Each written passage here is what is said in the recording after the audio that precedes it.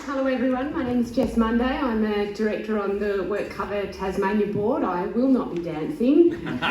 It has been 25 years since 15 years since I've put on tap shoes, and my daughter's dance teachers at the back, and I don't need that sort of judgment in my life.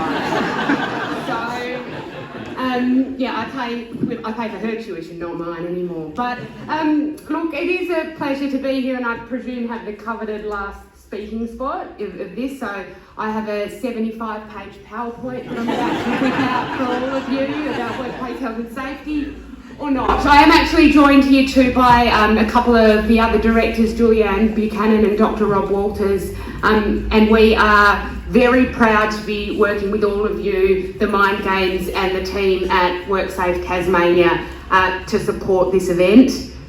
Put your hand up if you knew who the WorkCover Tasmania board was before you saw the logo. It's okay.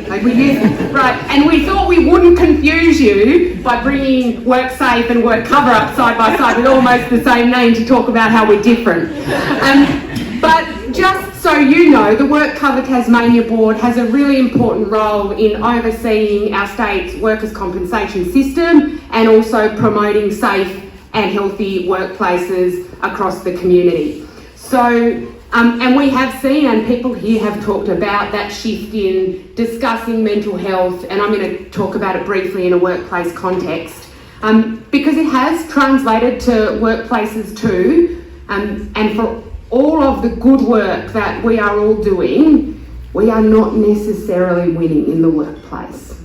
So what we see as the board, and what we see coming through when it comes to workers' compensation claims, is the number of workers who are being injured mentally at work is rising. Now, whether an element of that is in part because of increased awareness and increased reporting, which of course we want to encourage, but there is certainly a growing number of workers whose work is physically safe for them, but not mentally safe as well.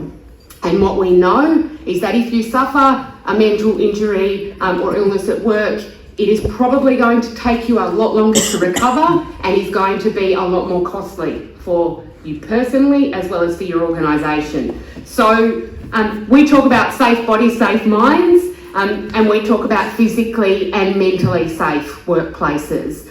And I would challenge everyone here who's got a role in their business. In January this year, we had new regulations come in around psychosocial safety in this state. Has everyone looked and assessed the risk of mental health injuries in their workplace since they've come in? I hope there's lots of people here that probably have. But you're the sorts of leaders, I think, who are going to take that message forward into smaller and medium businesses and the rest of your networks around what we need to do to prevent that. Whilst I think I heard Barb talk about, here, sexual harassment is bullying, bad behaviour, calling David Bird short, that's probably bullying in some sort of context. That's on you. But in reality, we do have a problem of gendered violence in workplaces. Sexual harassment is pervasive, and it is one of the reasons the Albanese federal government enacted changes to our laws to put positive duties on employers to prevent those behaviours. It's not enough now to say that, we've got a complaint system if it happens. You've actually got to demonstrate what you're doing. So I could talk about this all day, and it is getting late into the night. I think it's amazing to see the collaboration locally here between business leaders, academics, safety experts, political representatives. If that holds us in good stead to really make a difference for the mental health of our community and directly in our workplaces, that will be an amazing thing, and we are very much looking forward to the Games on the 9th.